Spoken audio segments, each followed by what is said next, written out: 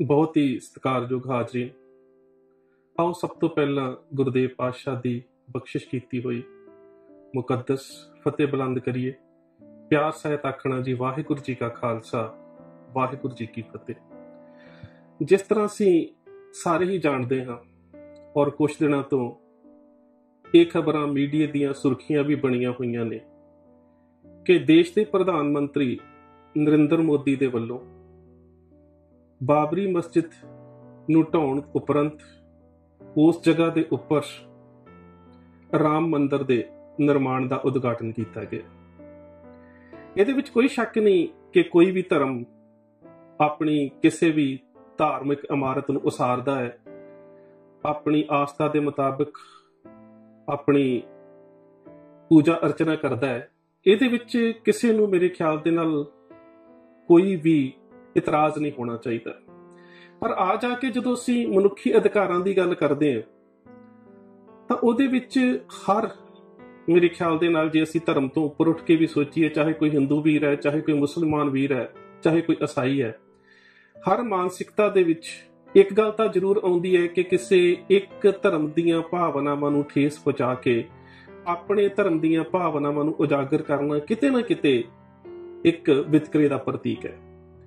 बेशक कि यह फैसला जिहड़ा सीगा राम मंदिर के बारे मानयोग सुप्रीम कोर्ट के वल्लों सी, परंतु फिर भी किते ना किते हर दर्दी इंसान ये महसूस करता है कि एक धर्म दीयां भावनावां दे नाल खिलवाड़ जरूर होया। खैर ये एक कह सकते हो कि देश का मुद्दा है, तो बेशक ये एक राष्ट्रीय मुद्दा सी, पर समुचे अंतरराष्ट्रीय मीडिया दियां भी नज़रां जिहड़ियां इहदे उपर लगियां होईयां सी। और सब तो अहम गल जिहड़ी सिख धर्म दे विच एक चर्चा छिड़ गई कि उस मंच के उपरों जिस वेले राम मंदिर का उद्घाटन किया जा रहा सी, उस वेले नरेंद्र मोदी वालों जिहड़े कि देश के प्रधानमंत्री ने यह बयान आ जाना कि गुरु गोबिंद सिंह महाराज ने भी भगवान राम की उस्तत दे विच रामायण लिखी, और उस तो पहला भी जिहड़ा कह सकते कि इहदी पिठ भूमि तैयार की गई, ਉਹਦੇ ਵਿੱਚ ਇਹ ਵੀ ਜ਼ਿਕਰ ਮਿਲਿਆ कि कुछ ऐसे पैफलेट ਜਿਹੜੇ ਸੀਗੇ ਉਹ ਛਾਪ ਕੇ ਵੰਡੇ ਗਏ ਜਿਨ੍ਹਾਂ ਦੇ ਵਿੱਚ ਇਹ ਪੇਸ਼ ਕਰਨ ਦੀ ਕੋਸ਼ਿਸ਼ ਕੀਤੀ ਗਈ ਕਿ ਸਾਹਿਬ ਸ੍ਰੀ ਗੁਰੂ ਗੋਬਿੰਦ ਸਿੰਘ ਮਹਾਰਾਜ ਨੇ ਅਯੁੱਧਿਆ ਨੂੰ ਮੁਗਲਾਂ ਤੋਂ ਆਜ਼ਾਦ ਕਰਾਉਣ ਦੇ ਵਾਸਤੇ ਇੱਕ ਹਮਲਾ ਵੀ ਕੀਤਾ। ਭਾਵੇਂ ਕਿ ਇਤਿਹਾਸਕ ਸਰੋਤਾਂ ਦੇ ਵਿੱਚ ਇਸ ਦਾ ਸਾਨੂੰ ਕੋਈ ਵੀ ਸਬੂਤ ਨਹੀਂ ਮਿਲਦਾ। ਸਿੱਖਾਂ ਦੇ ਵਿੱਚ ਅੰਦਰੂਨੀ ਤੌਰ ਦੇ ਉੱਪਰ ਇੱਕ ਚਰਚਾ ਨੇ ਜਨਮ ਲੈ ਲਿਆ। ਬੇਸ਼ੱਕ ਉਹ ਜਿਹੜੀ ਚਰਚਾ ਹੈ ਪਹਿਲਾਂ ਵੀ ਥੋੜੀ ਥੋੜੀ ਧੁੱਖ ਰਹੀ ਸੀ। ਉਸ ਚਰਚਾ ਨੇ ਸਾਡੀ ਸਮੁੱਚੀ ਕੌਮੀਅਤ ਨੂੰ ਦੋ ਹਿੱਸਿਆਂ ਦੇ ਵਿੱਚ ਵੀ ਵੰਡ ਦਿੱਤਾ, ਕਿਉਂਕਿ ਜਿਹੜਾ ਦੇਸ਼ ਦੇ ਪ੍ਰਧਾਨ ਮੰਤਰੀ ਵੱਲੋਂ ਹਵਾਲਾ ਦਿੱਤਾ ਗਿਆ ਗੋਬਿੰਦ ਰਾਮਾਇਣ ਦਾ, ਉਹਦਾ ਜਿਹੜਾ ਦਸਮ ਗ੍ਰੰਥ ਦੇ ਵਿੱਚ ਜਾਂ ਬਚਿੱਤਰ ਨਾਟਕ ਦੇ ਵਿੱਚ ਜਿਹੜਾ ਨਾਮ ਹੈ ਉਹ ਰਾਮਾ ਅਵਤਾਰ ਹੈ। ਤੇ ਉਸ ਮੁੱਦੇ ਨੂੰ ਲੈ ਕੇ ਮੇਰੇ ਖਿਆਲ ਦੇ ਨਾਲ ਸਿੱਖਾਂ ਦੇ ਵਿੱਚ ਇਸ ਤਰ੍ਹਾਂ ਦੀ ਧੜੇਬੰਦੀ ਨੇ ਜਨਮ ਲੈ ਲਿਆ ਹੈ। ਸੋਸ਼ਲ ਮੀਡੀਆ ਦੇ ਉੱਪਰ ਅਸੀਂ कह सकते हो कि ए और बी रेजिमेंट बन गए हैं कि एक दसम ग्रंथ पक्षी और एक दसम ग्रंथ हमायती। सच जानियो मेरे ख्याल दे नाल जेड़ी लड़ाई वो पाउणा चाहुंदे सी, बेशक के गोबिंद रामायण का जिक्र करन तो बिना भी उद्घाटन होना सी।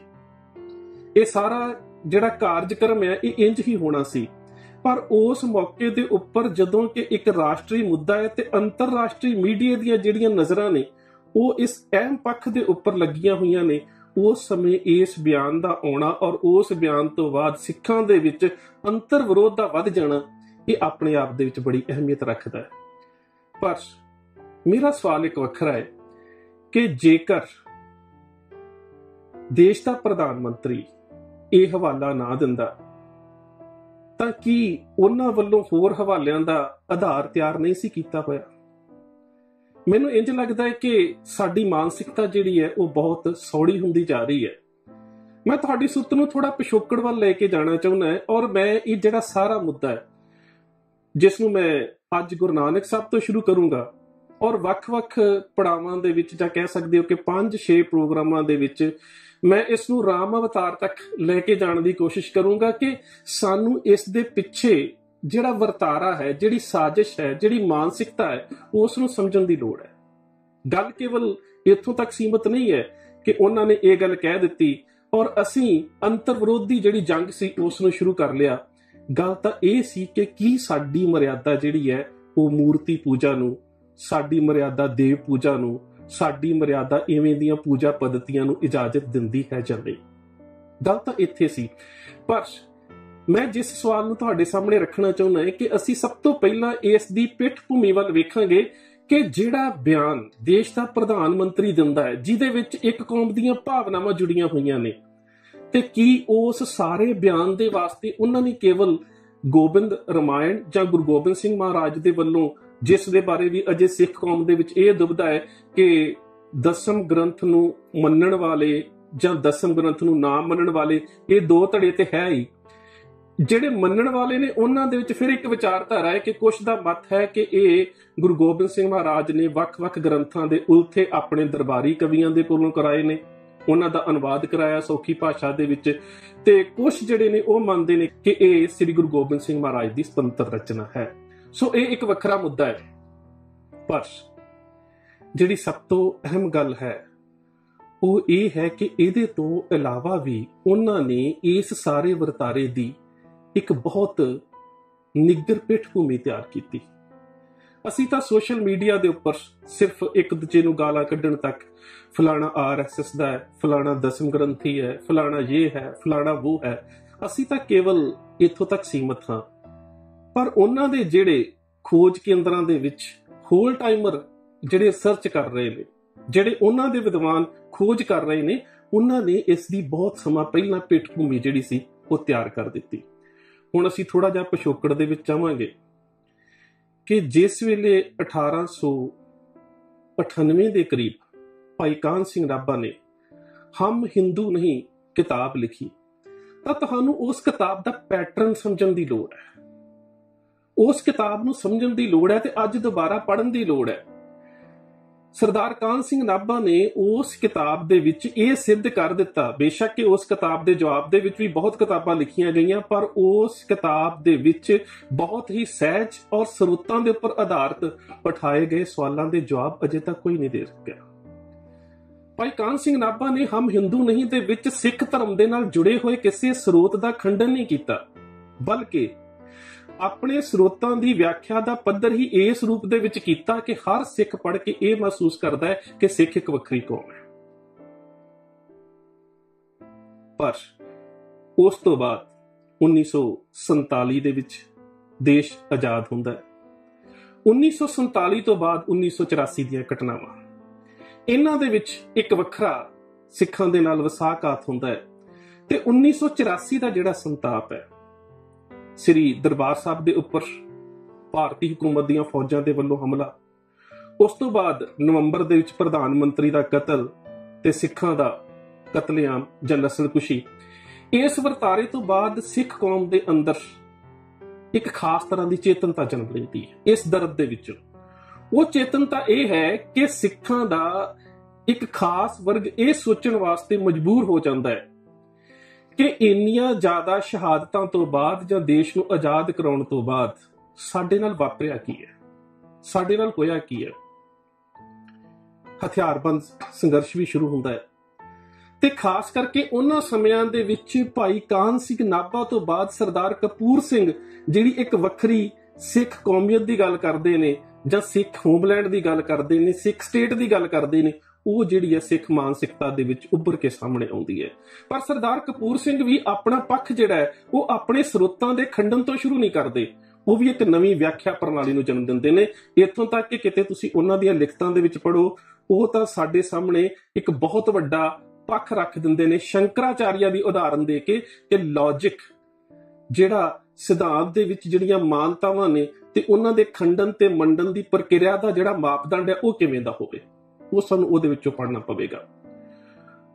1965 ਦੇ ਵਿੱਚ ਰਜਿੰਦਰ ਸਿੰਘ ਨਿਰਾਲਾ ਦੀ ਕਿਤਾਬ ਆ ਜਾਂਦੀ ਹੈ ਹਮ ਹਿੰਦੂ ਹੈ, ਇਹ 1965 ਦੇ ਵਿੱਚ ਆ ਜਾਂਦੀ ਹੈ।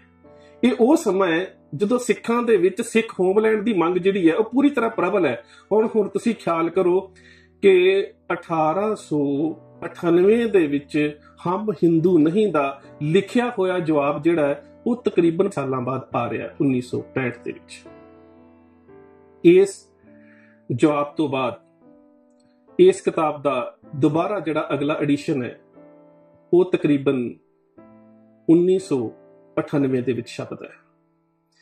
ਪਰ 1984 ਦੀਆਂ ਸਾਰੀਆਂ ਘਟਨਾਵਾਂ ਜਿਹੜੀਆਂ ਵਾਪਰਦੀਆਂ ਨੇ ਸਿੱਖ ਕੌਮ ਦੇ ਉੱਪਰ, ਉਹਦੇ ਤੋਂ ਬਾਅਦ RSS ਦੇ ਵੱਲੋਂ ਰਾਸ਼ਟਰੀ ਸਿੱਖ ਸੰਗਤ ਦੀ ਸਥਾਪਨਾ 1986 ਦੇ ਵਿੱਚ ਕੀਤੀ ਜਾਂਦੀ ਹੈ ਤੇ ਉਸ ਸਮੇਂ ਪਹਿਲਾ ਪੈਫਲੇਟ ਜਿਹੜਾ ਛਾਪਿਆ ਜਾਂਦਾ ਹੈ ਉਹ ਹੈ ਪੰਜਾਬ ਕੀ ਵਰਤਮਾਨ ਸਥਿਤੀ ਮੇਂ ਸੰਘ ਕਾ ਦ੍ਰਿਸ਼ਟੀਕੋਣ।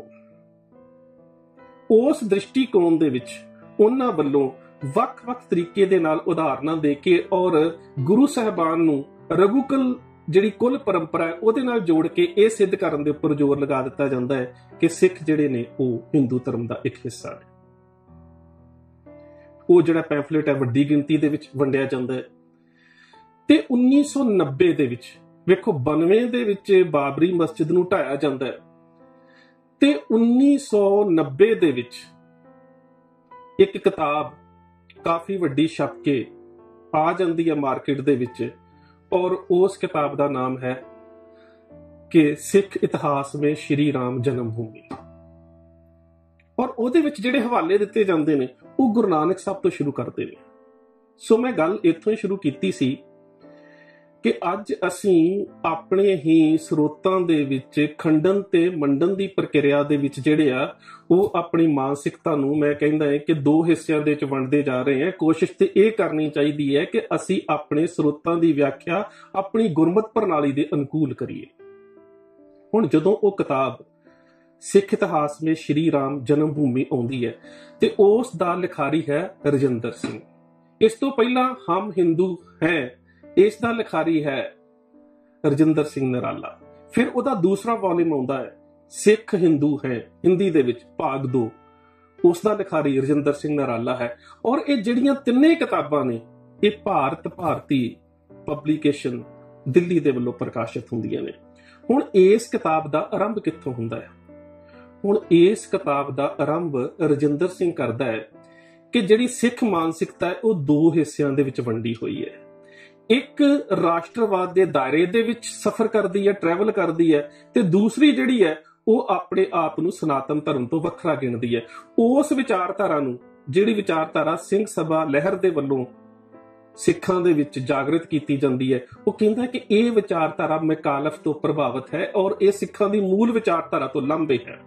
ਮਤਲਬ ਕਿ ਜਿਹੜੀ ਵਿਚਾਰਧਾਰਾ ਸਿੱਖ ਇੱਕ ਵੱਖਰੀ ਕੌਮ ਦੀ ਗੱਲ ਕਰਦੀ ਹੈ ਤੇ RSS ਨੂੰ ਲੱਗਦਾ ਹੈ ਕਿ ਇਸ ਵਿਚਾਰਧਾਰਾ ਨੂੰ ਆਪਣੇ ਦਾਇਰੇ ਦੇ ਵਿੱਚ ਲਿਆਉਣਾ ਔਖਾ ਹੈ। ਉਹਨਾਂ ਨੂੰ ਉਹ ਕਹਿੰਦੇ ਨੇ ਕਿ ਇਹ ਵਿਚਾਰਧਾਰਾ ਜਿਹੜੀ ਹੈ ਉਹ ਸਿੱਖ ਕੌਮੀਅਤ ਦੇ ਹੱਕਾਂ ਦੇ ਹਿੱਤ ਵਿੱਚ ਨਹੀਂ ਹੈ।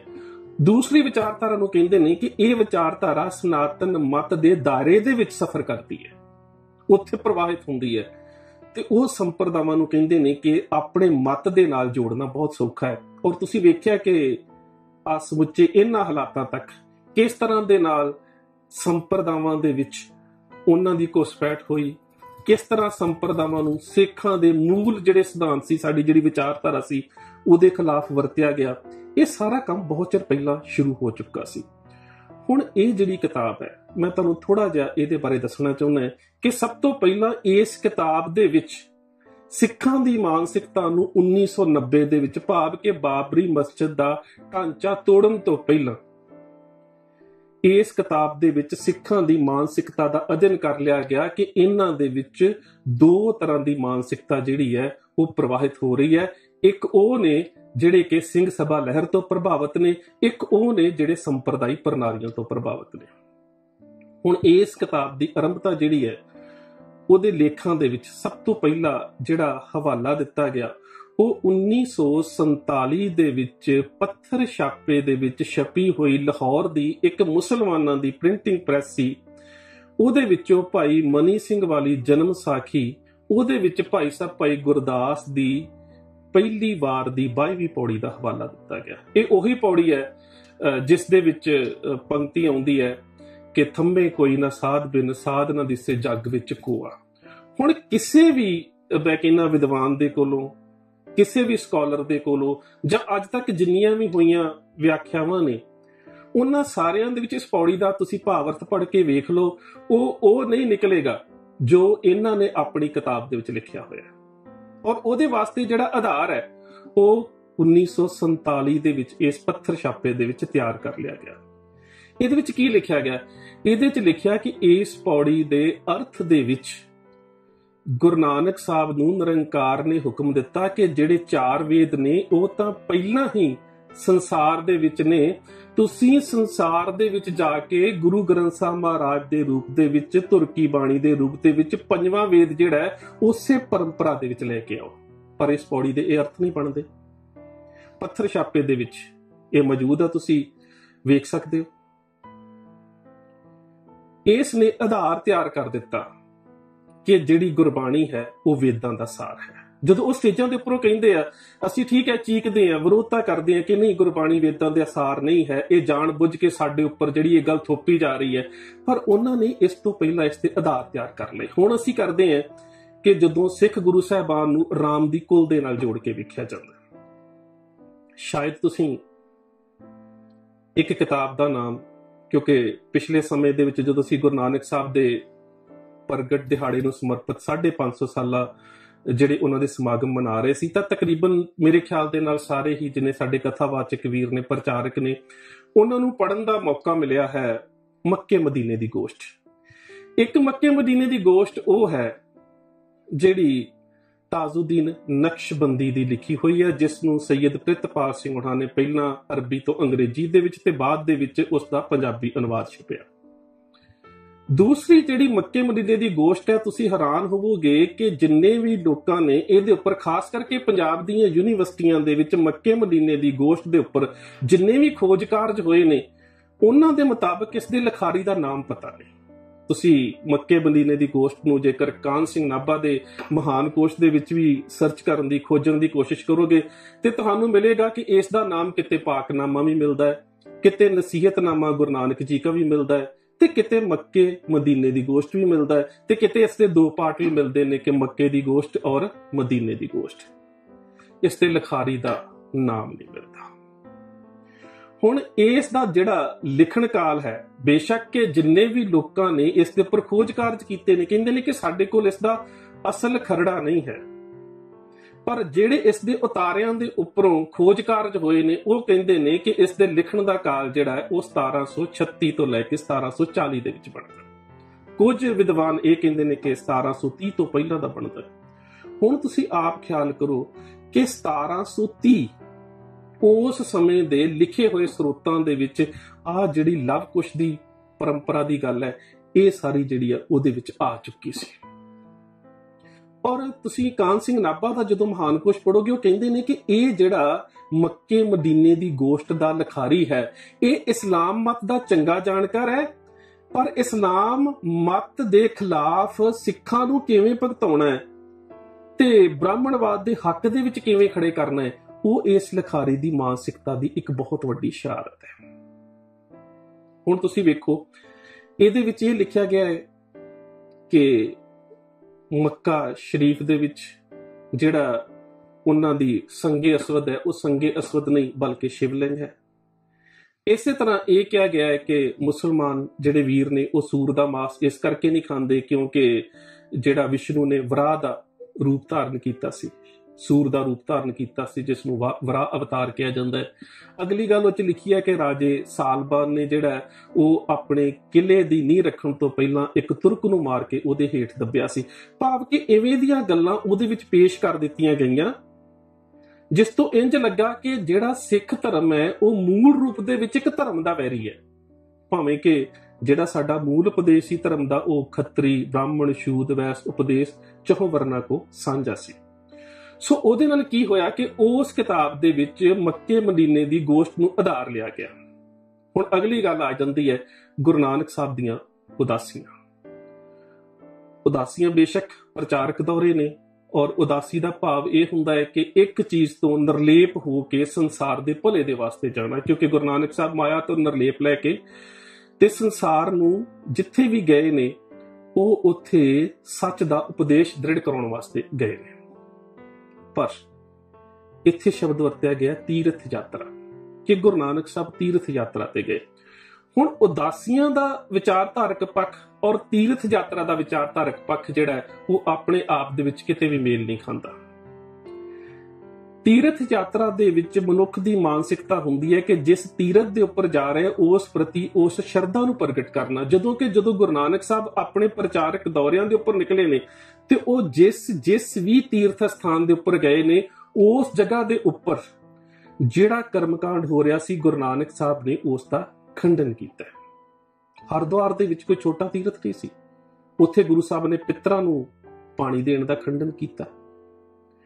ਉਸ ਤੋਂ ਬਾਅਦ ਜਗਨਨਾਥਪੁਰੀ, ਮੇਰੇ ਖਿਆਲ ਦੇ ਨਾਲ ਪੁਰੀਆਂ ਦੇ ਵਿੱਚ ਜਿਹਦਾ ਦਰਜਾ ਹੈ ਔਰ ਜਿਹੜਾ ਕਹਿ ਸਕਦੇ ਹੋ ਕਿ ਹਿੰਦੂ ਧਰਮ ਦੇ ਸਭ ਤੋਂ ਵੱਡੇ ਤੀਰਥਾਂ 'ਚ ਗਿਣਿਆ ਜਾਂਦਾ ਹੈ, ਉੱਥੇ ਗੁਰੂ ਨਾਨਕ ਸਾਹਿਬ ਨੇ ਆਰਤੀ ਦਾ ਖੰਡਨ ਕੀਤਾ। ਇਸੇ ਤਰ੍ਹਾਂ ਜਿੰਨੇ ਵੀ ਧਰਮਾਂ ਦੇ ਅਸਥਾਨਾਂ ਦੇ ਉੱਪਰ ਗਏ ਨੇ, ਉੱਥੇ ਗੁਰੂ ਸਾਹਿਬ ਨੇ ਉਹਨਾਂ ਧਰਮਾਂ ਪ੍ਰਤੀ ਆਪਣੀ ਸ਼ਰਧਾ ਜਾਂ ਅਕੀਦਤ ਨੂੰ ਕੇਵਲ ਪੇਸ਼ ਨਹੀਂ ਕੀਤਾ, ਬਲਕਿ ਉੱਥੇ ਜਿਹੜੇ ਹੋ ਰਹੇ ਕਰਮਕਾਂਡ ਸੀ, ਉੱਥੇ ਉਹਨਾਂ ਲੋਕਾਂ ਨੂੰ ਉਹਨਾਂ ਤੋਂ ਸਾਵਧਾਨ ਕੀਤਾ। ਪਰ ਇਸ ਕਿਤਾਬ ਦੇ ਵਿੱਚ ਇੱਕ ਵੱਖਰਾ ਜਿਹੜਾ ਰੂਪ ਸਿਰਜਿਆ ਗਿਆ ਗੁਰੂ ਨਾਨਕ ਸਾਹਿਬ ਦੇ ਪ੍ਰਚਾਰਕ ਦੌਰਿਆਂ ਦਾ, ਕਿ ਗੁਰੂ ਨਾਨਕ ਸਾਹਿਬ ਤੀਰਥ ਯਾਤਰਾ ਤੇ ਗਏ ਤੇ ਜਿਹੜੀਆਂ ਤੀਰਥ ਯਾਤਰਾ ਕਰਦੇ ਕਰਦੇ ਗੁਰੂ ਨਾਨਕ ਸਾਹਿਬ ਸਰਯੂ ਨਦੀ ਨੂੰ ਪਾਰ ਕਰਕੇ ਅਯੁੱਧਿਆ ਪਹੁੰਚੇ। ਹੁਣ ਇੱਥੇ ਬੜੀ ਅਹਿਮ ਗੱਲ, ਦੋ ਗੱਲਾਂ। ਪਹਿਲੀ ਗੱਲ ਹੈ ਕਿ ਪੁਰਾਤਨ ਜਨਮ ਸਾਖੀ ਦੇ ਵਿੱਚ, ਤੇ ਬੇਸ਼ੱਕ ਸਾਡੇ ਬਹੁਤ ਸਾਰੇ ਵਿਦਵਾਨਾਂ ਦਾ ਮਤ ਹੈ ਕਿ ਭਾਈ ਬਾਲੇ ਵਾਲੀ ਜਨਮ ਸਾਖੀ ਜਿਹੜੀ ਹੈ ਉਹ ਬਾਅਦ ਦੇ ਵਿੱਚ ਲਿਖੀ ਗਈ ਹੈ, ਬਾਲਾ ਕੋਈ ਪਾਤਰ ਨਹੀਂ ਹੋਇਆ। ਪਰ ਇਸ ਮੌਕੇ ਦੇ ਉੱਪਰ ਮੇਰੇ ਖਿਆਲ ਦੇ ਨਾਲ ਇਸ ਵਿਸ਼ੇ ਦੇ ਵਿੱਚ ਮੈਂ ਇਸ ਬਹਿਸ ਦੇ ਵਿੱਚ ਨਹੀਂ ਪੈਣਾ ਚਾਹੁੰਦਾ ਕਿ ਉਹ ਬਾਲਾ ਕ੍ਰਿਤ ਹੈ ਜਾਂ ਨਹੀਂ ਹੈ, ਪਰ ਇੱਥੇ ਸਿਰਫ ਇਹ ਕਹਿਣਾ ਚਾਹੁੰਦਾ ਹੈ ਕਿ ਬਾਲੇ ਵਾਲੀ ਜਨਮ ਸਾਖੀ ਦੇ ਵਿੱਚ ਤੇ ਪੁਰਾਤਨ ਜਨਮ ਸਾਖੀ ਦੇ, ਜਿਸ ਨੂੰ ਬਲਾਇਤ ਵਾਲੀ ਜਨਮ ਸਾਖੀ ਵੀ ਕਿਹਾ ਜਾਂਦਾ ਹੈ, ਉਹਦੇ ਵਿੱਚ ਗੁਰੂ ਨਾਨਕ ਸਾਹਿਬ ਦੇ ਅਯੁੱਧਿਆ ਜਾਣ ਦਾ ਕੋਈ ਜ਼ਿਕਰ ਨਹੀਂ। ਪਰ ਮਨੀ ਸਿੰਘ ਵਾਲੀ ਜਿਹੜੀ ਪ੍ਰਚਲਿਤ ਜਨਮ ਸਾਖੀ ਹੈ, ਉਸ ਦਾ ਜਿਹੜਾ ਪੱਥਰ ਛਾਪਾ 1947 ਦੇ ਵਿੱਚ ਲਾਹੌਰ ਦੀ ਪ੍ਰੈਸ ਦੇ ਵਿੱਚ ਜਿਹੜਾ ਛਾਪਿਆ ਗਿਆ, ਉਹਦੇ ਵਿੱਚ ਜ਼ਿਕਰ ਹੈ। ਪਰ ਉੱਥੇ ਜਿਹੜਾ ਗੁਰੂ ਨਾਨਕ ਸਾਹਿਬ ਨੇ ਅਯੁੱਧਿਆ ਪਹੁੰਚ ਕੇ ਉਹਨਾਂ ਪੰਡਤਾਂ ਦੇ ਸਾਹਮਣੇ ਸਵਾਲ ਰੱਖਿਆ, ਉਹ ਬੜਾ ਅਹਿਮ ਹੈ। ਤੇ ਗੁਰੂ ਨਾਨਕ ਸਾਹਿਬ ਦੇ ਅਯੁੱਧਿਆ ਜਾਣ ਦਾ ਜ਼ਿਕਰ ਜਿਹੜਾ ਹੈ, ਉਹ ਸਾਨੂੰ ਦੋ ਸਰੋਤਾਂ 'ਚ ਹੋਰ ਮਿਲਦਾ ਹੈ। ਇੱਕ ਤੀਜਾ ਸਰੋਤ ਹੋ ਰਿਹਾ, ਉਹ ਕਿਵੇਂ ਸਿਰਜਿਆ ਗਿਆ, ਮੈਂ ਉਸ ਦੇ ਬਾਰੇ ਤੁਹਾਡੇ ਨਾਲ ਬਾਅਦ ਦੇ ਵਿੱਚ ਗੱਲ ਕਰਦਾ। ਉਹ ਜਿਹੜੇ ਦੋ ਸਰੋਤ ਨੇ, ਉਹਨਾਂ ਦੇ ਵਿੱਚ ਇਸ ਦਾ ਜ਼ਿਕਰ ਮਿਲਦਾ ਹੈ। ਉਹਨਾਂ ਦੇ ਵਿੱਚੋਂ ਇੱਕ ਸਰੋਤ ਹੈ ਭਾਈ ਮਨੀ ਸਿੰਘ ਵਾਲੀ ਜਨਮ ਸਾਖੀ। ਹੁਣ ਉੱਥੇ ਜਦੋਂ ਗੁਰੂ ਨਾਨਕ ਸਾਹਿਬ ਅਯੁੱਧਿਆ ਜਾਂਦੇ ਨੇ ਤੇ ਉੱਥੋਂ ਦੇ ਵਾਸੀਆਂ ਨੇ ਇੱਕ ਸਵਾਲ ਬੜਾ ਅਹਿਮ ਕਰਦੇ ਨੇ, ਤੇ ਉਸ ਸਵਾਲ ਨੂੰ ਕਰਨ ਸਮੇਂ ਭਾਈ ਮਨੀ ਸਿੰਘ ਨੇ ਆਪਣੀ ਜਨਮ ਸਾਖੀ ਦੇ ਵਿੱਚ ਜਿਹੜਾ ਹਵਾਲਾ ਦਿੱਤਾ ਹੈ, ਉਹ ਬਚਿੱਤਰ ਨਾਟਕ ਚੋਂ ਦਿੱਤਾ ਹੈ, ਦਸਮ ਗ੍ਰੰਥ ਦੇ ਵਿੱਚੋਂ ਦਿੱਤਾ ਹੈ। ਗੁਰੂ ਨਾਨਕ ਸਾਹਿਬ ਉੱਥੇ ਸਵਾਲ ਕਰਦੇ ਨੇ ਕਿ ਤੁਸੀਂ ਅਯੁੱਧਿਆ ਵਾਸੀ ਲੋਕ ਇੱਥੇ ਵਸਤਾ ਰਹੇ ਹੋ, ਪਰ ਮੈਨੂੰ ਇੱਕ ਸਵਾਲ ਦਾ ਜਵਾਬ ਦਿਓ ਕਿ ਤੁਹਾਡੇ ਧਾਰਮਿਕ ਸਰੋਤ ਤਾਂ ਇਹ ਕਹਿੰਦੇ ਨੇ ਕਿ ਜਦੋਂ ਭਗਵਾਨ ਰਾਮ ਇਸ ਸੰਸਾਰ ਤੋਂ ਗਿਆ ਤਾਂ ਉਸ ਵੇਲੇ ਸਾਰੀ ਅਯੁੱਧਿਆ ਨਗਰੀ ਨੂੰ ਨਾਲ ਲੈ ਗਿਆ, ਇਹ ਅਯੁੱਧਿਆ ਨਗਰੀ ਕਿੱਥੋਂ ਆ ਗਈ? ਔਰ ਉਹਦੇ ਅੱਗੇ ਉਹਨਾਂ ਨੇ ਹਵਾਲਾ ਵੀ ਇਹ ਦਿੱਤਾ ਹੈ ਕਿ ਰਾਮ ਕਥਾ ਜੁਗ ਜੁਗ ਅਟਲ, ਸਭ ਕੋਈ ਭਾਖਤ ਨੇਤ, ਸੁਰਗਵਾਸ ਰਘੁਬਰ ਕਰਾ ਸਗਰੀਪੁਰੀ ਸਮੇਤ। ਹੁਣ ਸਾਨੂੰ ਇਹ ਸਵਾਲ ਦੁਬਾਰਾ ਸਿਰਜਣ ਦੀ ਲੋੜ ਹੈ ਕਿ ਜੇਕਰ ਤੁਹਾਡੇ ਸਰੋਤ ਕਹਿੰਦੇ ਨੇ ਕਿ ਭਗਵਾਨ ਰਾਮ ਅਯੁੱਧਿਆ ਸਮੇਤ ਹੀ ਸਵਰਗਾਂ ਦੇ ਵਿੱਚ ਚਲੇ ਗਏ, ਤੇ ਫਿਰ ਇਹ ਅਯੁੱਧਿਆ ਨਗਰੀ ਕਿੱਥੋਂ ਆ ਗਈ? ਫਿਰ ਜਨਮ ਸਥਾਨ ਕਿੱਥੋਂ ਰਹਿ ਗਿਆ? ਫਿਰ ਉਹਦਾ ਜਵਾਬ ਸਿਰਜਿਆ ਗਿਆ। ਉਹਦਾ ਜਵਾਬ ਕੀ ਸਿਰਜਿਆ ਗਿਆ ਕਿ ਅਯੁੱਧਿਆ ਦੇ ਜਿਹੜੇ ਲੋਕ ਨੇ ਉਹ ਗੁਰੂ ਨਾਨਕ ਸਾਹਿਬ ਨੂੰ ਜਵਾਬ ਦਿੰਦੇ ਨੇ ਕਿ ਨਹੀਂ, ਨਗਰੀ ਨਹੀਂ ਸੀ ਗਈ, ਬਸ ਨਗਰੀ ਦੇ ਜਿਹੜੇ ਲੋਕ ਸੀ ਉਹ ਚਲੇ ਗਏ ਸੀ ਨਾਲ।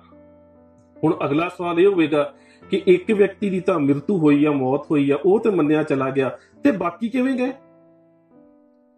ਉਹਦੇ ਅੱਗੇ ਫਿਰ ਤੀਜਾ ਜਿਹੜਾ ਜਵਾਬ ਉਹਦਾ ਇਹ ਸਿਰਜਿਆ ਗਿਆ ਕਿ ਨਹੀਂ, ਜਦੋਂ ਭਗਵਾਨ ਰਾਮ ਨੇ ਸਰਜੂ ਨਦੀ ਦੇ ਵਿੱਚ ਛਾਲ ਮਾਰੀ, ਭਾਵ ਕਿ ਆਤਮ ਹੱਤਿਆ ਕੀਤੀ, ਤੇ ਸਾਰੇ ਸ਼ਹਿਰ ਦੇ ਲੋਕਾਂ ਨੇ ਵੀ ਉੱਥੇ ਆਤਮ ਹੱਤਿਆ ਕਰ ਦਿੱਤੀ। ਇੱਕ ਦਾ ਇਹ ਰੂਪ ਇੱਕ ਸਰੋਤ ਦੇ ਵਿੱਚ ਸਿਰਜਿਆ ਗਿਆ। ਦੂਜੇ 'ਚ ਇਹ ਗਿਆ ਕਿ ਜਦੋਂ ਭਗਵਾਨ ਰਾਮ ਦੇ ਅਸਥ ਜਿਹੜੇ ਸੀ ਉੱਥੇ ਪ੍ਰਵਾਹ ਕੀਤੇ ਤਾਂ ਸ਼ਹਿਰ ਦੇ ਸਾਰੇ ਹੀ ਲੋਕਾਂ ਨੇ ਸਰਯੂ ਨਦੀ ਦੇ ਵਿੱਚ ਛਾਲਾ ਮਾਰ ਕੇ ਆਤਮ ਹੱਤਿਆ ਕਰ ਲਈ।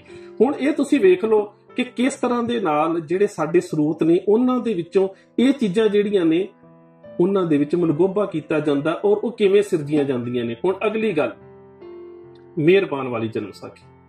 ਮਿਹਰਬਾਨ ਵਾਲੀ ਜਨਮ ਸਾਖੀ ਦੇ ਵਿੱਚ ਗੁਰੂ ਨਾਨਕ ਸਾਹਿਬ ਦੇ ਅਯੁੱਧਿਆ ਜਾਣ ਦਾ ਜ਼ਿਕਰ ਮਿਲਦਾ ਹੈ, ਪਰ ਉੱਥੇ ਜਾ ਕੇ ਵੀ ਗੁਰੂ ਨਾਨਕ ਸਾਹਿਬ ਉਹਨਾਂ ਲੋਕਾਂ ਨੂੰ ਕਰਮਕਾਂਡ ਤੋਂ ਮੁਕਤ ਹੋਣ ਦੀ ਸਿੱਖਿਆ ਦਿੰਦੇ ਨੇ, ਔਰ ਜਿਹੜੇ ਉੱਥੇ ਕਰਮਕਾਂਡਾਂ ਤੋਂ ਮੁਕਤ ਹੋਣ ਦੀ ਸਿੱਖਿਆ ਦਿੰਦੇ ਨੇ ਉਹ ਸਾਰੇ ਉਹ ਕਰਮਕਾਂਡ ਨੇ ਜਿਹੜੇ ਭਗਵਾਨ ਰਾਮ ਦੀ ਕੋਲ ਦੇ ਵਿੱਚ ਕੀਤੇ ਜਾਂਦੇ ਰਹੇ ਨੇ।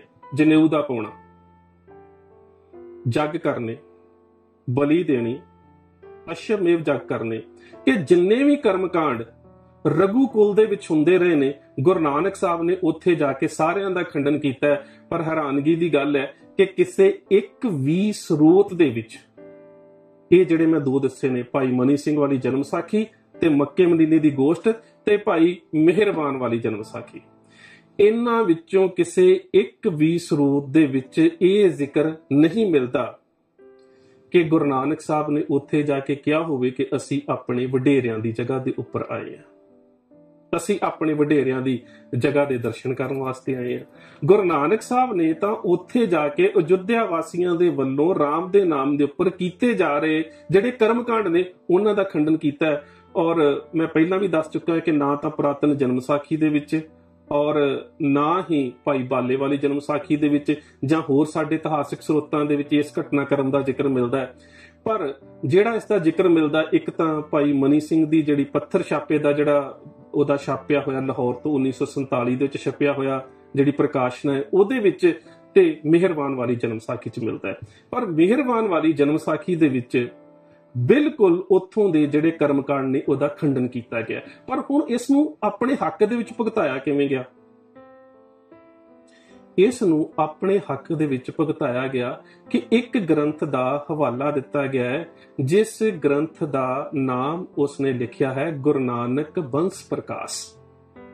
ਹੁਣ ਗੁਰੂ ਨਾਨਕ ਬੰਸ ਪ੍ਰਕਾਸ਼ ਦੇ ਬਾਰੇ ਇਹ ਜ਼ਿਕਰ ਉਸ ਲਿਖਾਰੀ ਨੇ ਕੀਤਾ ਹੈ ਕਿ 1830 ਦੇ ਵਿੱਚ ਨਾਨਕ ਸਾਹਿਬ ਦੇ ਪੁੱਤਰ ਲక్ష్ਮੀ ਚੰਦ ਦੀ 8ਵੀਂ ਪੀੜ੍ਹੀ ਜਿਹੜੀ ਆ ਉਹਦੇ ਵਿੱਚ ਜਿਹੜੇ ਸੁਖ ਬਾਸੀ ਰਾਮ ਹੋਏ ਨੇ, ਉਹਨਾਂ ਨੇ ਗੁਰੂ ਨਾਨਕ ਸਾਹਿਬ ਦੇ ਬੰਸ ਪ੍ਰਕਾਸ਼ ਨੂੰ ਲਿਖਿਆ।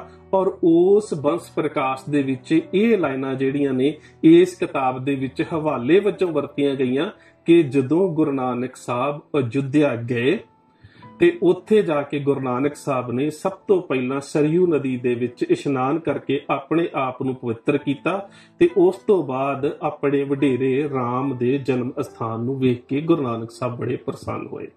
ਸੋ ਮੇਰਾ ਕਹਿਣ ਤੋਂ ਭਾਵ ਇਹ ਹੈ ਕਿ ਅਸੀਂ ਗੋਬਿੰਦ ਰਾਮਾਇਣ ਜਾਂ ਗੁਰੂ ਗੋਬਿੰਦ ਸਿੰਘ ਮਹਾਰਾਜ ਰਚਿਤ ਜਿਸ ਨੂੰ ਜ਼ਿਕਰ ਕੀਤਾ ਗਿਆ ਉਸ ਮੰਚ ਦੇ ਉੱਪਰੋਂ ਗੋਬਿੰਦ ਰਾਮਾਇਣ ਜਾਂ ਰਾਮਾਵਤਾਰ, ਉਹਦੇ ਜ਼ਿਕਰ ਦੇ ਉੱਪਰ ਤਾਂ ਬਾਅਦ ਦੇ ਵਿੱਚ ਆਵਾਂਗੇ। ਪਹਿਲਾਂ ਤੁਹਾਨੂੰ ਇਹ ਦੱਸਣ ਦੀ ਲੋੜ ਸੀ ਕਿ ਗੁਰੂ ਨਾਨਕ ਸਾਹਿਬ ਨੂੰ ਅਯੁੱਧਿਆ ਵਿਖੇ ਰਾਮ ਦਾ ਕਹਿ ਸਕਦੇ ਹੋ ਕਿ ਸ਼ਰਧਾਲੂ ਜਾਂ ਰਾਮ ਦੇ ਵਿੱਚ ਆਸਥਾ ਪ੍ਰਗਟਾਉਣ ਦੇ ਵਾਸਤੇ ਜਿਹੜੇ ਉਹਨਾਂ ਵੱਲੋਂ ਸਰੋਤਾਂ ਦੀ ਵਰਤੋਂ ਕੀਤੀ ਗਈ ਉਹ ਕੇਵਲ ਇੱਕ ਨਹੀਂ ਬਹੁਤ ਹੈ, ਜਿਨ੍ਹਾਂ ਸਾਰਿਆਂ ਦਾ ਜ਼ਿਕਰ ਮੈਂ ਤੁਹਾਡੇ ਨਾਲ ਪੜਾਅਵਾਰ ਕਰਾਂਗਾ। ਦੂਸਰੀ ਗੱਲ ਜਿਹੜੀ ਅਹਿਮ ਹੈ ਕਿ ਭਗਵਾਨ ਮਹਾਰਿਸ਼ੀ ਬਾਲਮੀਕ ਦੀ ਰਮਾਇਣ ਦੇ ਮੁਤਾਬਕ ਰਾਮ ਨੇ ਆਪਣੇ ਜਿਉਂਦਿਆਂ ਹੀ ਆਪਣਾ ਜਿਹੜਾ ਕੌਸ਼ਲ ਰਾਜ ਹੈ ਉਸ ਨੂੰ ਦੋ ਹਿੱਸਿਆਂ ਦੇ ਵਿੱਚ ਵੰਡ ਦਿੱਤਾ ਆਪਣੇ ਪੁੱਤਰਾਂ ਦੇ ਵਿੱਚ। ਜਿਹੜਾ ਕਸ਼ੂ ਨੂੰ ਦਿੱਤਾ ਉਸ ਨੂੰ ਜਿਹੜਾ ਸੀਗਾ ਇੱਕ ਪਾਸੇ ਦਾ ਦੇ ਦਿੱਤਾ, ਦੂਜੇ ਪਾਸੇ ਦਾ ਜਿਹੜਾ ਰਾਜ ਸੀ ਉਹ ਲਵ ਨੂੰ ਦਾ ਦਿੱਤਾ। ਇੱਕ ਨੂੰ ਕਸ਼ੂਵਤੀ ਦਾ ਨਾਮ ਦਿੱਤਾ ਗਿਆ, ਉਹਦੀ ਜਿਹੜੀ ਰਾਜਧਾਨੀ ਸੀ, ਦੂਜੀ ਨੂੰ ਸ਼੍ਰੀਵਾਸਤੀ ਦਾ ਨਾਮ ਦਿੱਤਾ ਗਿਆ, ਉਹ ਲਵ ਦੀ ਰਾਜਧਾਨੀ ਸੀ।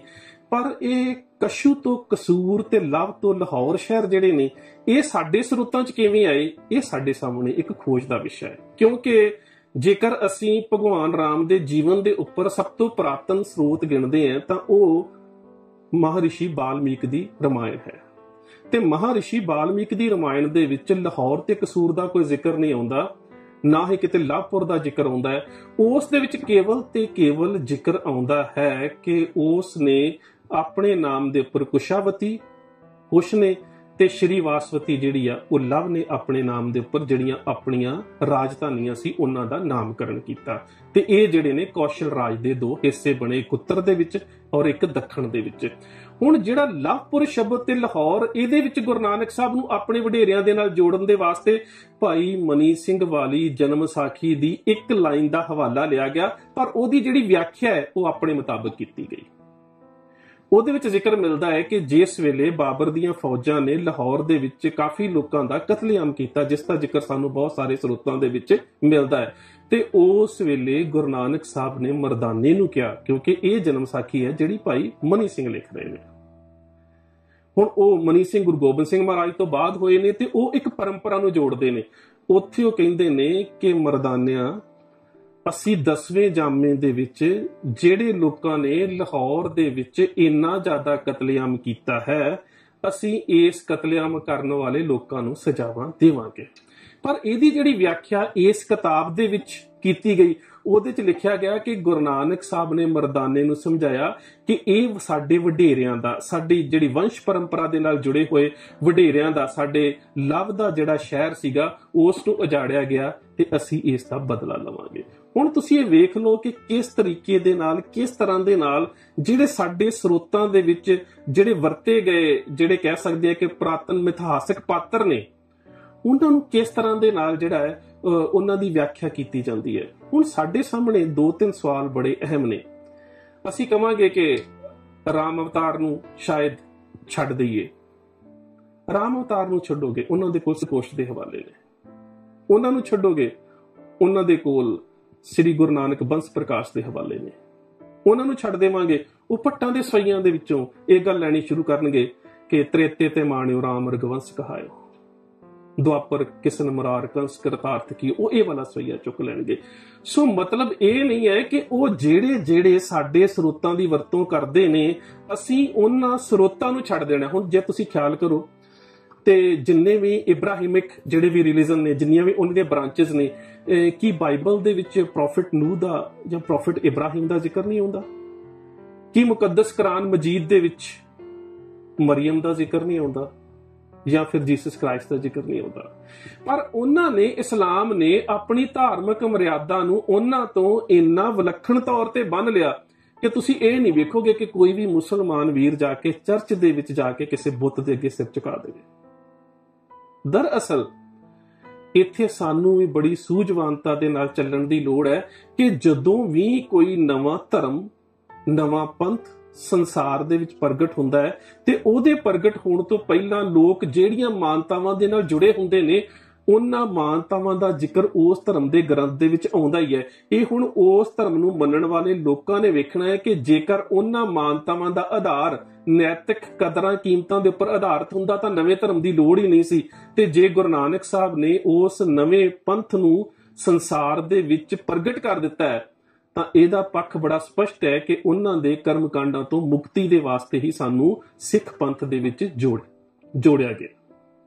ਸੋ ਇਹ ਕੁਝ ਗੱਲਾਂ ਨੇ ਕਿ ਅਸੀਂ ਜੇਕਰ ਇਸ ਜਿਹੜੀ ਕਹਿ ਸਕਦੇ ਹਾਂ ਕਿ ਅੱਜ ਸਾਡੇ ਉੱਪਰ ਵਿਪਤਾ ਪੈਂਦੀ ਜਾ ਰਹੀ ਹੈ, ਔਰ ਉਸ ਵਿਪਤਾ ਦੇ ਵਿੱਚ ਅਸੀਂ ਦੁਸ਼ਮਣ ਦੇ ਖਿਲਾਫ ਹੋਣ ਦੀ ਬਜਾਏ ਅਸੀਂ ਇੱਕ ਦੂਜੇ ਦੇ ਨਾਲ ਕਹਿ ਸਕਦੇ ਹਾਂ ਕਿ ਅੰਤਰ ਵਿਰੋਧ ਦੀ ਲੜਾਈ ਨੂੰ ਸ਼ੁਰੂ ਕਰ ਲਿਆ। ਲੜਾਈ ਇਸ ਤਰ੍ਹਾਂ ਦੀ ਨਹੀਂ ਚਾਹੀਦੀ। ਲੜਾਈ ਇਸ ਤਰ੍ਹਾਂ ਦੀ ਚਾਹੀਦੀ ਹੈ ਕਿ ਜਿਹੜੇ ਸਾਡੇ ਸਰੋਤਾਂ ਦੇ ਵਿੱਚ ਅਜਿਹੇ ਮਿਥਿਹਾਸਿਕ ਪਾਤਰਾਂ ਦਾ ਵਰਣਨ ਜਾਂ ਜ਼ਿਕਰ ਆਇਆ, ਅਸੀਂ ਉਹਨਾਂ ਦੀ ਗੁਰਮਤ ਅਨੁਸਾਰ ਵਿਆਖਿਆ ਕਿਵੇਂ ਕਰਨੀ ਹੈ। ਜੇਕਰ ਤੁਸੀਂ ਹਰ ਚੀਜ਼ ਦਾ ਖੰਡਨ ਕਰਨਾ ਸ਼ੁਰੂ ਕਰ ਦੇਵੋਗੇ ਤੇ ਮੇਰੇ ਖਿਆਲ ਦੇ ਨਾਲ ਇੰਨੇ ਹੀ ਸਵਾਲ ਕੱਲ ਨੂੰ ਸਾਹਿਬ ਸ੍ਰੀ ਗੁਰੂ ਗ੍ਰੰਥ ਸਾਹਿਬ ਮਹਾਰਾਜ ਦੇ ਉੱਪਰ ਵੀ ਅਗਲੇ ਚੁੱਕਣੇ ਸ਼ੁਰੂ ਕਰ ਦੇਣਗੇ। ਇਹਦਾ ਮਤਲਬ ਕਿ ਜਿਹੜੇ ਸਰੋਤ ਦੀ ਉਹ ਵਰਤੋਂ ਕਰਨੀ ਸ਼ੁਰੂ ਕਰ ਦੇਣਗੇ, ਅਸੀਂ ਉਸ ਸਰੋਤ ਨੂੰ ਆਪਣੇ ਧਰਮ ਦੇ ਕੋਸ਼ ਦੇ ਵਿੱਚੋਂ ਕੱਢਦੇ ਜਾਵਾਂਗੇ। ਨਹੀਂ, ਇੰਜ ਨਹੀਂ ਹੋਵੇਗਾ। ਸਾਨੂੰ ਭਾਈ ਕਾਹਨ ਸਿੰਘ ਨਾਭਾ ਵਾਲਾ ਤਰੀਕਾ ਅਪਣਾਉਣਾ ਪਵੇਗਾ ਕਿ ਉਹਨਾਂ ਨੇ ਆਪਣੇ ਕਿਸੇ ਸਰੋਤ ਦਾ ਖੰਡਨ ਨਹੀਂ ਕੀਤਾ, ਬਲਕਿ ਆਪਣੇ ਸਰੋਤਾਂ ਦੇ ਵਿੱਚ ਆਏ ਮਿਥਿਹਾਸਿਕ ਪਾਤਰਾਂ ਦੀ ਜਿਹੜੀ ਵਿਆਖਿਆ ਪ੍ਰਣਾਲੀ ਸੀ ਉਹ ਇਸ ਰੂਪ ਦੇ ਵਿੱਚ ਕੀਤੀ ਕਿ ਸਾਡਾ ਉਹਨਾਂ ਦੇ ਨਾਲ ਕੋਈ ਸਬੰਧ ਨਹੀਂ ਰਹਿ ਗਿਆ। ਅਸੀਂ ਨਵੇਂ ਪੰਥ ਦੇ, ਅਸੀਂ ਨਵੇਂ ਮਾਰਗ ਦੇ ਪਾਂਧੀ ਬਣ ਗਏ। ਸੋ ਇਹ ਸਾਡਾ ਸਾਰਿਆਂ ਦਾ ਫਰਜ਼ ਹੈ। ਅੱਜ ਇਹ ਸਿਰਫ ਪਹਿਲਾ ਹਿੱਸਾ ਸੀ। ਮੈਂ ਤੁਹਾਨੂੰ ਸਿਰਫ ਇਹ ਦੱਸਿਆ ਕਿ ਉਹ ਲੋਕ ਪਿੱਠ ਭੂਮੀ ਕਿਵੇਂ ਤਿਆਰ ਕਰਦੇ ਨੇ ਤੇ ਉਸ ਪਿੱਠ ਭੂਮੀ ਤਿਆਰ ਕਰਨ ਦੇ ਵਿੱਚ ਜਿਹੜੇ ਉਹਨਾਂ ਵੱਲੋਂ ਸਟੇਟਮੈਂਟਸ ਜਾਂ ਜਿਹੜੇ ਬਿਆਨ ਆਉਂਦੇ ਨੇ, ਅਸੀਂ ਬਜਾਏ ਕਿ ਦੁਸ਼ਮਣ ਦੀਆਂ ਚਾਲਾਂ ਨੂੰ ਸਮਝੀਏ, ਅਸੀਂ ਆਪਸ ਦੇ ਵਿੱਚ ਉਲਝਣਾ ਸ਼ੁਰੂ ਕਰ ਦਿੰਦੇ ਨੇ। ਮੇਰੇ ਵੀਰੋ, ਮੈਨੂੰ ਪਤਾ ਹੈ ਦਸਮ ਗ੍ਰੰਥ ਦੇ ਵਿਰੋਧ ਦੇ ਵਿੱਚ ਵੀ ਮੇਰੇ ਬਹੁਤ ਸਾਰੇ ਦੋਸਤ ਨੇ, ਮੇਰੇ ਬਹੁਤ ਸਾਰੇ ਵੀਰ ਨੇ। ਵਿਰੋਧ ਦੇ ਵਿੱਚ ਮੈਂ ਵੀ ਕਹਿ ਦੇਵਾਂ, ਜੇ ਨੁਕਸਾਨ ਉਹਨਾਂ ਦਾ ਨਹੀਂ ਹੋਇਆ, ਨੁਕਸਾਨ ਮੇਰਾ ਵੀ ਕੋਈ ਨਹੀਂ ਹੋਵੇਗਾ। ਪਰ ਤੁਹਾਨੂੰ ਇਸ ਸਮੱਸਿਆ ਦੀ ਜੜ ਵੱਲ ਜਾਣਾ ਪਵੇਗਾ। ਦਸਮ ਗ੍ਰੰਥ ਦੇ ਵਿਰੋਧ ਦੇ ਵਿੱਚ ਖੜਨਾ ਬਹੁਤ ਸੌਖਾ ਹੈ, ਪਰ RSS ਦੇ ਖਿਲਾਫ ਖੜਨਾ ਔਖਾ ਹੈ। ਇਸ ਕਰਕੇ ਤੁਸੀਂ ਜਿਹੜੀ ਮੂਲ ਜੜ ਹੈ ਇਸ ਸਾਰੀ ਸਮੱਸਿਆ ਦੀ, ਤੁਸੀਂ ਉਹਦੇ ਖਿਲਾਫ ਆਪਣੇ ਆਪ ਨੂੰ ਲਾਮਬੰਦ ਕਰੋ। ਤੁਸੀਂ ਦੁਸ਼ਮਣ ਨੂੰ ਲਾਂਭੇ ਛੱਡ ਕੇ ਆਪਸ ਦੇ ਵਿੱਚ ਲੜਨਾ ਸ਼ੁਰੂ ਕਰ ਦਿੱਤਾ ਹੈ। ਸੋ ਮੇਰੀ ਤੁਹਾਡੇ ਸਾਰਿਆਂ ਨੂੰ ਬੇਨਤੀ ਹੈ ਕਿ ਇਹ ਪਹਿਲਾ ਹਿੱਸਾ ਸੀ। ਦੂਜੇ ਹਿੱਸੇ ਦੇ ਵਿੱਚ ਮੈਂ ਕਿਸ ਤਰ੍ਹਾਂ ਦੇ ਨਾਲ ਇਹ ਸਾਰੇ ਵਰਤਾਰੇ ਜਿਹੜੇ ਨੇ ਇਹਨਾਂ ਦੀ ਸਾਜ਼ਿਸ਼ ਤਿਆਰ ਹੁੰਦੀ ਹੈ, ਕਿਉਂਕਿ ਇਹ ਜਦੋਂ ਉਹਨਾਂ ਨੇ ਇਹ ਬਿਆਨ ਦਿੱਤਾ ਹੈ ਦੇਸ਼ ਦੇ ਪ੍ਰਧਾਨ ਮੰਤਰੀ ਨੇ, ਤੇ ਮਤ ਸੋਚੋ ਕਿ ਉਹਨਾਂ ਦੇ ਨਾਲ ਜੁੜੀਆਂ ਹੋਈਆਂ ਸੰਸਥਾਵਾਂ ਨੇ ਇੱਕ ਨਿੱਗਰ ਇਸ ਬਿਆਨ ਦੇ ਪਿੱਛੇ ਪਿੱਠ ਭੂਮੀ ਤਿਆਰ ਨਹੀਂ ਕੀਤੀ, ਉਹਨਾਂ ਨੇ ਬਕਾਇਦਾ ਤਿਆਰ ਕੀਤੀ ਹੈ। ਔਰ ਸਾਨੂੰ ਵੀ ਉਸੇ ਪੱਧਰ ਦੇ ਉੱਪਰ ਆਪਸ ਦੇ ਵਿੱਚ ਅੰਤਰ ਵਿਰੋਧ ਦੀ ਲੜਾਈ ਲੜਨ ਦੇ ਨਾਲੋਂ ਵੱਡੇ ਪੱਧਰ ਦੇ ਉੱਪਰ ਜਵਾਬ ਦੇਣਾ ਪਵੇਗਾ ਕਿ ਸਾਡੇ ਸਰੋਤਾਂ ਦੇ ਵਿੱਚ ਮਿਲਾਵਟ ਕਿਵੇਂ ਹੋਈ, ਅਸੀਂ ਆਪਣੇ ਸਰੋਤਾਂ ਨੂੰ ਸੰਪਾਦਿਤ ਕਿਵੇਂ ਕਰਨਾ ਹੈ, ਤੇ ਜਿਹੜੀ ਮਿਲਾਵਟ ਹੋਈ ਹੈ ਜਿਹਦੇ ਬਾਰੇ ਸਾਨੂੰ ਸਪਸ਼ਟ ਹੈ ਕਿ ਸਾਡੇ ਗ੍ਰੰਥਾਂ ਦੇ ਵਿੱਚ ਆਹ ਗੱਲਾਂ ਗੁਰਮਤ ਅਨੁਸਾਰੀ ਨਹੀਂ ਨੇ, ਉਹ ਅਸੀਂ ਗੁਰਬਾਣੀ ਦੇ ਵਿੱਚੋਂ ਹਵਾਲੇ ਔਰ ਟਿੱਪਣੀਆਂ ਦੇ ਕੇ ਰੱਦ ਕਿਵੇਂ ਕਰਨੀ ਹੈ। ਸਾਨੂੰ ਇਸ ਰਾਹ ਤੇ ਤੁਰਨਾ ਪੈਣਾ ਹੈ। ਜੇਕਰ ਸਿਰਫ ਖੰਡਨ ਦੀ ਪ੍ਰਕਿਰਿਆ ਦੇ ਉੱਪਰ ਜਾਂ ਉਸ ਮਾਰਗ ਦੇ ਉੱਪਰ ਹੀ ਚੱਲਣਾ ਤਾਂ ਇਹ ਤਾਂ ਬਹੁਤ ਸੌਖਾ ਹੈ, ਜਿਹੜੇ ਗ੍ਰੰਥ ਦੀ ਵਰਤੋਂ ਕਰਦੇ ਨੇ ਕਹਿ ਦਿਓ ਸਾਡਾ ਨਹੀਂ, ਪਰ ਇੰਜ ਨਹੀਂ ਹੋਵੇਗਾ। ਸਾਨੂੰ ਵੇਖਣਾ ਪਵੇਗਾ ਕਿ ਸਾਡੇ ਉੱਪਰ ਹਮਲੇ ਜਿਹੜੇ ਨੇ ਕੇਸ ਦਿਸ਼ਾ ਤੋਂ ਹੋ ਰਹੇ ਨੇ, ਤੇ ਅਸੀਂ ਇਹਨਾਂ ਹਮਲਿਆਂ ਦਾ ਮੁਕਾਬਲਾ ਕਿੰਜ ਕਰਨਾ ਹੈ। ਸੋ ਅੱਜ ਇੰਨੀਆਂ ਬੇਨਤੀਆਂ ਪ੍ਰਵਾਨ, ਫਤਿਹ ਦੀ ਸਾਂਝ ਗੱਜ ਕੇ ਆਖਿਓ ਜੀ। ਵਾਹਿਗੁਰੂ ਜੀ ਕਾ ਖਾਲਸਾ, ਵਾਹਿਗੁਰੂ ਜੀ ਕੀ ਫਤਿਹ।